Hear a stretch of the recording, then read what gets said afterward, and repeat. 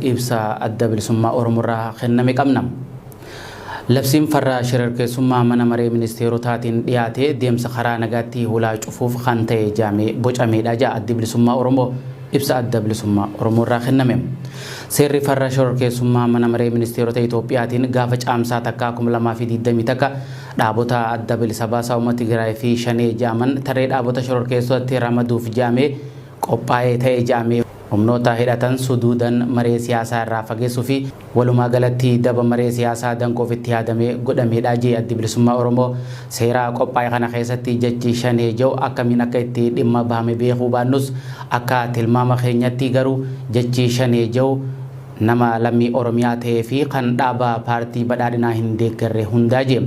Haa ta'u malee sirnaa fi caasaa bulchiinsa gadaa keessatti jechi Shanee jiru jecha eebbifamaa fi kabajamaa kan aadaa fi duudhaa Oromoo of keessatti hammateedha jedha. Jecha kana seera farra shororkeessummaa waliin walitti hidhanii gochaa cubbamaan akka ibsu gochuun aadaa afaanii fi duudhaa Oromoo xiqqeessuu fi abaaruudha kan jedha addi bilisummaa Oromoo. Jechi sun maaliifuu dhimma itti yoo ba'ame garuu seerri dhiyaate kun jeequmsa siyaasaa biyyattiin keessa seente karaa nagayaatiin furuuf yaalii taasifamuu gufachiisuuf itti yaadamee kan qophaa'edha jedha. Keessattuu yeroo hawaasni addunyaa kanneen akka Ameerikaa fi gamtaan Awurooppaa rakkoo walxaxaa fi gaaga'ama biyyattiin keessa seentee furuuf tattaaffii godhaa jiran yeroo murteessaa kana keessatti seera balfamaa jeequmsa babal'isu kanaan as ba'uun gocha haalaan cubbamaadha jedha.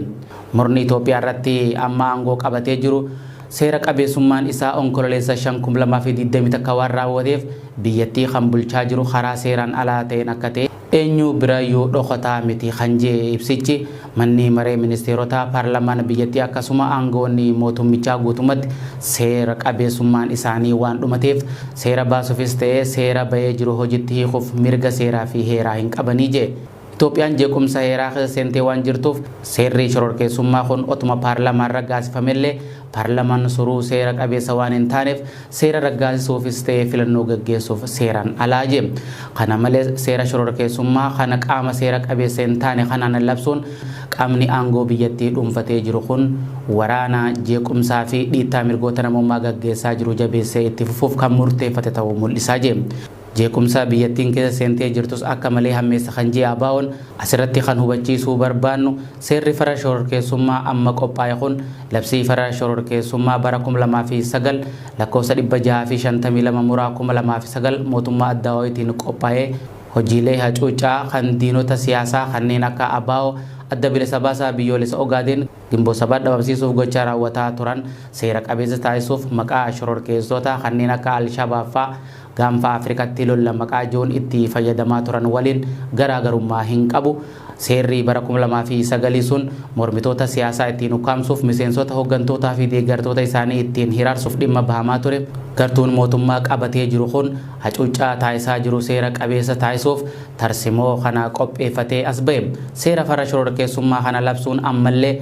ajjechaa fi hiraarsaa bal'inaan mormitootaa fi lammiilee biyyattii irratti gaggeeffamaa jiru caalatti babal'isanii itti fufuuf deemaa jira jedhe ibsi adda bilisummaa Oromoo irraa kenname kun. Uummattoota Itoophiyaa fi hawaasa addunyaa kana hubachiisuu barbaannu seerri shororkeessummaa kun kan inni addatti akeekkate uummattoota bilisummaa fi dimokiraasiif falman kanneen akka lammiilee Oromiyaa, Binishaangul Gumuz sabaa fi sablammoota kibbaa fi ummata Tigraay ta'uu ibse.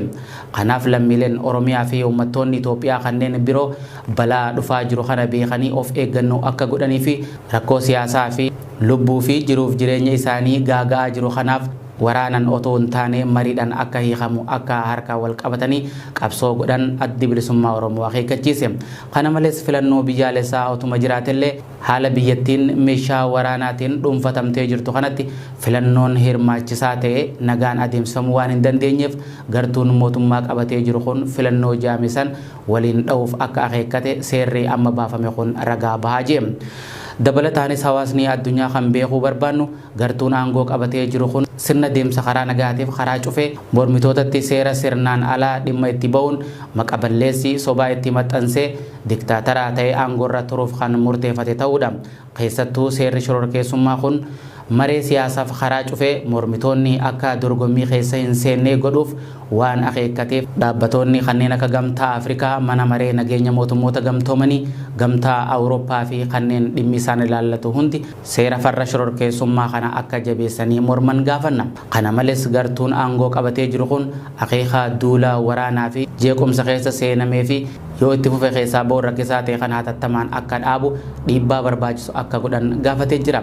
Yeroo mootummoonni diktaatarrii akka mootummaa Itoophiyaa mormitoota siyaasaa biyya keessaa dhabamsiisuuf jecha yommuu seera hacuuccaa akka seera shororkeessummaa baafatanii nagaaf tasgabbii naannoo kanaatii fi addunyaaf rakkoo guddaa uuman akka otoo arganii ija isaanii hin dunuunfanne waamicha godhee jira addi bilisummaa Oromoo. Xumura irratti gartuun aangoo qabatee jiru kun biyya keessatti guyyuu jeequmsa kan uumaa oolu biratti aangorra turuuf jecha alatti illee jeequmsa irratti jeequmsa dhalchaa akka jiru beeksisuu barbaanna kan ji'a baa'oon kun garuu biyyattii gara diigumsaa fi kufaatii maayyitti geessa. Kun ammoo haala gaddisiisaa fi biyyattiin akka biyyattuu jiraachuuf carraa isa dhumaati jennee amannaa jira. Kanaafuu Itoophiyaa fi hawaasni addunyaa tarkaanfii hatattamaa akka fudhatu dhaame addi bilisummaa Oromoo furmaanni amansiisaa fi dhaabbatan rakkoo Itoophiyaa keessa seentee furuu danda'u deemsa siyaasaa dimokiraatawaa ta'ee fi qaamolee dhimmi isa laallatu hunda kan hirmaachise maree siyaasaa qofa ta'utti akka amanu ibsee jira.